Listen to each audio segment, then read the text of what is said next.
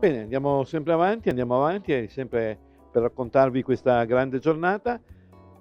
Buongiorno, siamo al castello di Roncade e siamo in compagnia di... Buongiorno, sono Emiliana, lavoro al Castello di Roncada che esiste da tanti anni, quindi siamo lì ad attendere tutti i nostri visitatori. Perché il bello è che appunto oltre al racconto del vino c'è anche il racconto di un pezzo di storia, giusto? Assolutamente sì, è una villa veneta prepalladiana e quindi ha tanto da raccontare. La famiglia Ciani Bassetti ha veramente una lunga storia e quindi è veramente interessante venirci a conoscere. Quindi qui abbiamo la wine experience, abbiamo però anche un'esperienza culturale, possiamo dire. Fate anche delle visite guidate?